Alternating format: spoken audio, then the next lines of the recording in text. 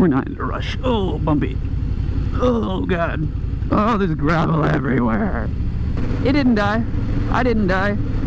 Everyone's fine. The bike's fine. We're good.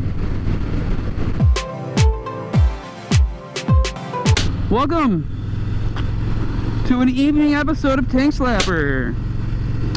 I just changed the oil in my Fatboy, my Harley Davidson Fatboy, and so we're gonna go for a nice easy ride. Make sure everything's working good. Trying out a new camera position too, so hopefully you guys can see a little better. This is the first time I'll be riding my cruiser on the channel. It's definitely fun, different than the Buell, but fun in its own way, you know. Gonna try not to rip it too much, make sure all the oil's in the right places. Alright, we want to go left for once. Oh, I got this. No, I don't. I'm not confident. I hate this hill on this thing. Biker, what's up, bud? Okay, nice and easy. Nothing, no oil's leaking out that I can see. Not on the back of the road either. I don't see oil. I think we're good. Not going to rip it. That's the goal. It's kind of hard. It's kind of hard not ripping it. Cruisers are so much more comfortable. Been riding the Buell for the last week or so. I have moods, you know, and it's really nice, you know, for what it does. It's nice going fast, nice doing curves. It's nicer on the highway than this, in my opinion, at least for short distances. But I'm relaxed on this thing. Very relaxing. This is the first time I did an oil change on this on the Fatboy since I got it. I got it last February, something like that, and I just hit 3,000 miles on it. No, 2,000. I haven't been riding as much because of the pandemic, so I figured it was time to change it. I only spilled oil a little bit this time, and by a little bit I mean everywhere. Is it possible to do an oil change without spilling oil everywhere? Not in my experience. Not in my experience. Alright. I think we're still good. Engine sounds nice. Engine sounds nice. Let's do some easy corners, easy curves. Nice and relaxed. Hey, we got another bike out. It is a nice day for it. Woo. He didn't do that. Aw. Maybe he was in a corner. His hands were busy. We're gonna go with that. Give him the benefit of the doubt, you know? So, as you can see, I have a phone mount on this thing, you know, with a charger and everything. I hesitate to use it because the first time I ever used it, it absolutely destroyed the gyroscope on my phone, which, you know, after Googling that, you know, after the fact, I found out it's extremely common. So now I can't use the front camera on my phone because it's all shaky. And, you know, I guess the damage is already done, right? And I do use it if I need, like, the GPS, which I don't need right now because there's no loop that I'm familiar with. But it's pretty sad. It's just so damn convenient. That's because Harleys shake. I mean, look at the mirrors. Look at that. You see that? It's vibrating, like, constantly. A lot. Sometimes, you know, when I'm riding with friends, even friends with cruisers, they have it in their minds that it's a race, you know, that they want to go as fast as possible on these corners. And I have two different mindsets, and it's for two different bikes. If I'm on this, I don't really want to go that fast in the corners. I don't want to, like, feel like I'm racing. You know, I'm out for a drive, a Sunday drive. It's Saturday, but I'm out for a Sunday drive, you know. That's what I'm out for. I'm not out for a race. If I'm on a mule, yeah, maybe sometimes I want to race. So sometimes I do race. Not actually, but like, you know, I'll get into the corners and try real hard, you know, get that body position over. But I am almost never in the mood to do that on this thing. I never really understood the racing stripes on a truck. Like, I guess you can have fast trucks, right? Like the new Raptors are pretty fast. I guess it looks cool. I don't know why I shit on people's cars in their colors. Let them have their fun. Well, if you watch the first video, which, you know, if you do go watch the first video of this channel, my first motovlog, the audio is really bad. I was actually happy with it at the time that I posted it because it was better than the audio I had gotten previously. But the second video, and hopefully this video, the audio is, you know, better and you can hear me. So I don't blame you if you don't watch the first video. But in the first video, I took the opposite way of this loop, and my GoPro died right as I got on the gravel road. And then I ran out of gas and stuff, which, unfortunate, I didn't get to get that on camera. But we're gonna get to see the opposite side of the gravel road, which is not as big of a deal on this one because I got a big 200 mil fat tire on the back. It's quite a bit more stable. No issues. I say that, and I swear to God, I just jinxed myself, and now I'm probably gonna fall over. This is one of the newer Harleys, one of the newer ones. It's 2017, Fatboy S. That's why it's blacked out. And because it's one of the newer ones, it has cruise control, which, you know, when I first got the bike, I thought was gonna be really cool and something I used all the time. I hate it. I hate cruise control on a bike. Even on the highway, when I'm mostly going the same speed, I didn't feel like I have the control. Like if it's too windy, I still like to have the control of the throttle, you know? So I really don't use it that much. This is a nice feature, I guess. Like it's good occasionally, like especially on your longer trips, if your right hand's getting tired, because, like, you know, you get to take this hand off as much as you want and rest it and stretch it and all that, and it's a little harder to do on the throttle. Oh hey, we're about to hit gravel. You'll see how jinxed I am, right? We're slowing way down, boys.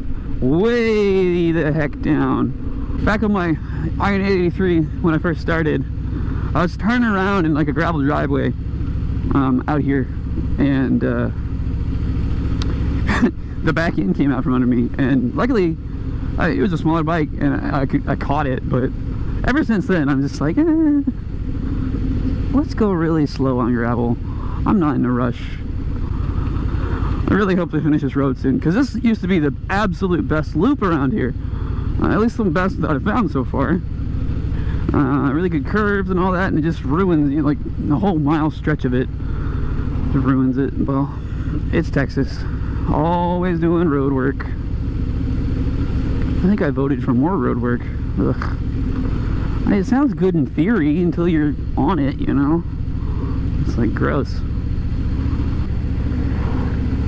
I'm gonna have to wash my bike after this. It's gonna be all dirty. That's the problem with black.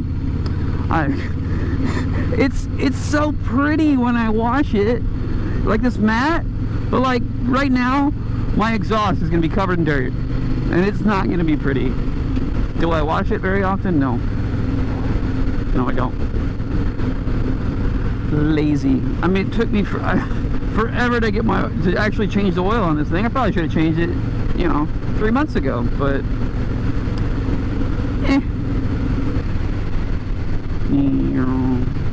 again with the trial through fire, I like that. I guess give me a trial through fire, and if you make it, you're golden. If you don't make it, yeah, I guess you don't really have a problem because you didn't make it. You don't really care at that point, right? I also get the urge to drive like an asshole less on a cruiser than a sport bike, and I feel like that should be obvious why. I like blinkers, you know? I enjoy them. I use them. That person does not. the person does not. I'm not judging. I am judging. I'm totally judging. I like blinkers. Use your blinkers, people. Look at that. Another one. No blinker. Now I put my blinker on. Oh, they put their blinker on. They also ran that. Oh, did they? Ah, yeah, they did. Yeah. I feel like I'm one of the more cautious riders I know. And I'm not saying that as in, like, it's a bad thing to not, like, have caution and just, like, kind of ride and do what you want. Like, that's a good thing, you know? You're enjoying yourself. And nod. You're enjoying yourself. And if that's your thing, go for it. But yeah, I definitely think I'm a little more cautious than most. And this story just proves my point, which is, I guess, why I'm telling it, because who disproves their own point? But I was out riding with my friend who owns the Indian, and he brought one of his friends from work, actually, and he has like a big adventure touring bike or whatever they're called. I don't think it's a motorsport, but it's like one of those big BMWs with, you're sitting like way upright. It's a big bagger, but like it has a really big lean angle compared to like Harley baggers and Goldwings and stuff like that.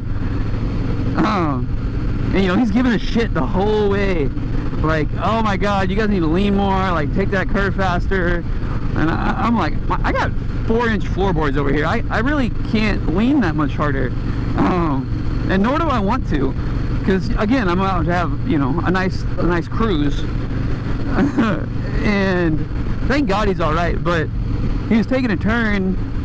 It was like 5 miles an hour actually. Like we were in the middle of like a downtown, like in the middle of nowhere.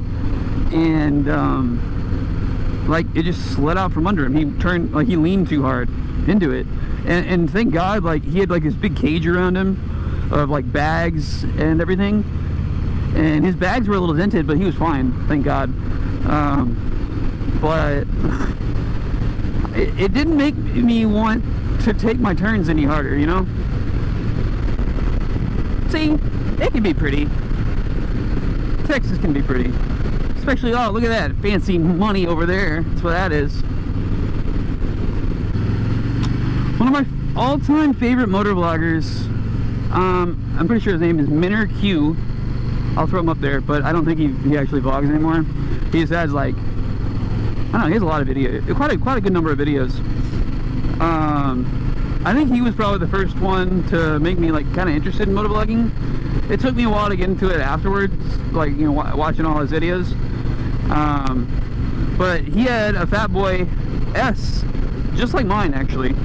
I found his channel after I got it, because I was like looking for channels with Fatboys, and I just could listen to him all day. Like his content, his Jersey accent or New York, I don't know what, it was a northern accent, was just great to watch or listen to, and he was fun to watch.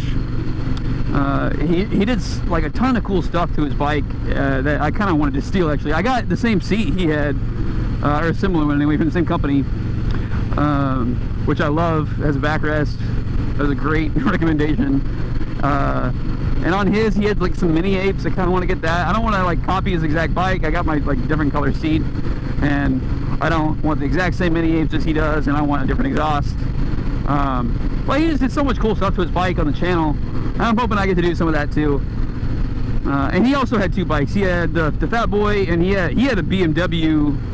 I want to say S1000R. It was something like that. It was you know, a track bike. And he took both of them out to vlog on. But I just loved his Fatboy ones because they were just nice and relaxed. And I think he lived in California, so he had a lot of like pretty road and canyons to go carve, you know. But it was always relaxed on the Fatboy, and it's just him talking. It was just real nice. That's kind of what I want this channel to be on. You know, I'll do some of the faster, cooler stuff hopefully on the Buell. But when I'm on this, you know, you can bet you just get to listen to me ramble, and we're gonna go for a cruise, you know. Dang, that was a fast loop. Time flies when you're having a cruise. So thank you everyone so much who has found this video in the depths of YouTube. Thanks for watching. Leave a like, comment, subscribe. You know, it really helps the channel grow, which is something that'd be cool. It's not imperative for me to keep watching or making these videos, because I'm doing it for fun and I'm doing it for me. But you know, it definitely feels good when people watch them and want to watch them. So I'll see you next time.